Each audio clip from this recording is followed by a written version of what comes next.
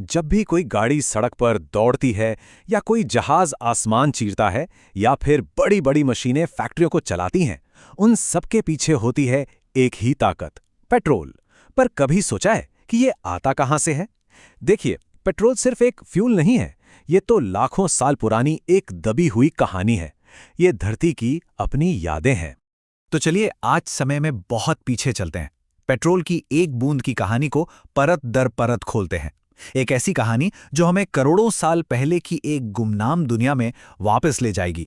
हमारी कहानी की शुरुआत किसी आज की मशीन या किसी बड़ी रिफाइनरी से नहीं होती। नहीं, इसकी शुरुआत होती है लाखों साल पहले, समंदर की उन गहराइयों से जहां इंसानों का कोई नामो निशान तक नहीं था। जरा कल्पना कीजिए, करोड़ों साल पहले के समुद्रों की। वो छोटे छोटे सूक्ष्म जीवों से भरे हुए थे। जब ये जीव मरते थे तो उनके शरीर धीरे धीरे समुद्र की तली में जमा होते जाते थे, परत दर परत। और फिर सदियों तक उन पर रेत और मिट्टी की परतें चढ़ती गईं। धरती की गहराइयों में ऊपर से लाखों टन का दबाव और नीचे से धरती के कोर की भयंकर गर्मी, इस नेचुरल प्रेशर कुकर ने इन दबे हुए जीवों को पकाना शुरू कर दिया। और लाखों साल की इस धीमी प्रक्रिया ने उन्हें बदल दिया हाइड्रोकार्बन में। जी हां, वही कच्चा तेल जिसे हम आज जानते हैं। तो सोचिए इस बारे में, उन छोटे छोटे जीवों ने अपनी ऊर्जा कहां से ली थी? सूरज से। इसका मतलब ये हुआ कि आज जब हम पेट्रोल जलाते हैं तो हम सिर्फ एक ईंधन नहीं जला रहे, हम असल में लाखों साल पुराने सूरज की रोशनी को जला रहे हैं जो धरती में कैद थी। कमाल है ना, है ना? ऊर्जा कभी खत्म नहीं होती, बस अपना रूप बदल लेती है। तो धरती के सीने में ये कच्चा तेल, ये काला सोना, हजारों लाखों सालों तक बस पड़ा रहा, फंसा हुआ, छिपा हुआ। अब सवाल ये है कि इंसान इस छिपे हुए खजाने को धरती की इतनी गहराइयों से बाहर निकालता कैसे है? देखिए, तेल खोजना कोई आसान काम नहीं है। सबसे पहले वैज्ञानिक एक तरह का सिस्मिक सर्वे करते हैं। मतलब वो जमीन में कंपन भेजकर अंदर का एक नक्शा तैयार करते हैं, बिल्कुल धरती के अल्ट्रासाउंड जैसा।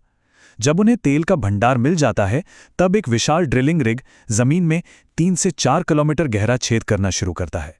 ड्रिलिंग के दौरान एक खास तरह का तरल, जिसे ड्रिलिंग मड कहते हैं, एक बॉडीगार्ड की तरह काम करता है। यह ड्रिल को ठंडा रखता है और जमीन के नीचे के खतरनाक दबाव को भी काबू करता है।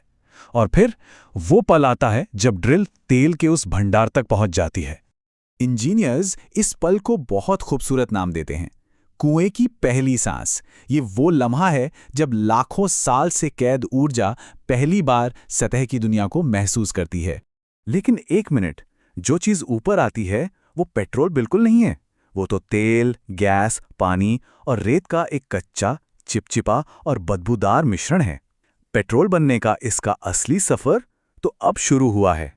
अब हम पहुंचते हैं उस जगह पर जहां विज्ञान, आग और विशालकाय मशीनें मिलकर इस काले कीचड़ को दुनिया की सबसे कीमती ऊर्जा में बदल देती हैं। जी हां, चलिए रिफाइनरी के अंदर। रिफाइनरी में पहुंचते ही सबसे पहला काम होता है इस कच्चे तेल को 400 डिग्री सेल्सियस के जबरदस्त तापमान पर गर्म करना। इतना गर्म कि ये पूरी तरह से भाप बन जाए। इस खौलती हुई भाप को फिर एक बहुत ऊंचे टावर में भेजा जाता है। अब इस टावर की खासियत यह है कि ये नीचे से बहुत गर्म और जैसे जैसे ऊपर जाते हैं ठंडा होता जाता है।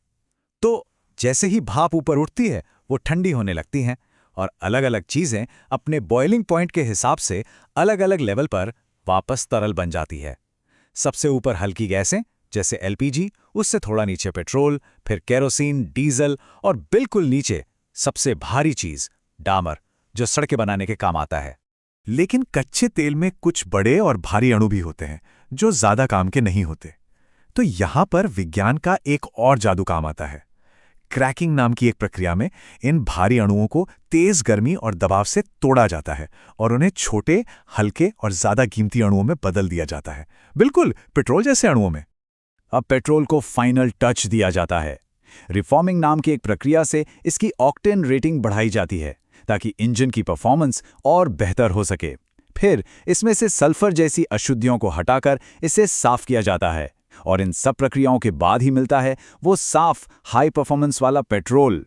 तो रिफाइनरी में पेट्रोल को अपनी असली शक्ल मिल चुकी है, लेकिन अब उसे एक ऐसी यात्रा पर निकलना है जो मीलों लंबी भी है और खतरों से भरी हुई भी। रिफाइनरी से निकलकर पेट्रोल सैकड़ों किलोमीटर लंबी पाइपलाइनों के एक जाल के जरिए बड़े शहरों के पास बने विशाल डिपो तक पहुंचता है। ये पाइपलाइनें मानो धरती की नसें हैं जिनमें ऊर्जा दौड़ रही है। फिर टैंकर ट्रक्स इस पेट्रोल को स्थानीय पेट्रोल पंपों तक लेकर जाते हैं और सच कहें तो ये सफ़र का सबसे खतरनाक हिस्सा है। और आखिर में पेट्रोल को पंप के नीचे बने बड़े बड़े भूमिगत टैंकों में सुरक्षित जमा कर दिया जाता है। और हाँ, एक मज़ेदार बात बताऊं, पेट्रोल दुनिया का सबसे ज़्यादा मांग वाला तरल तो है ही, साथ ही ये दुनिया में सबसे ज़्यादा चोरी होने वाला तरल भी है। और ये बात इसके ट्रांसपोर्टेशन को और भी ज़्यादा मुश्किल बना देती है। तो हमने पेट्रोल के बनने से लेकर पंप तक पहुंचने का पूरा महाकाव्य सफर देख लिया।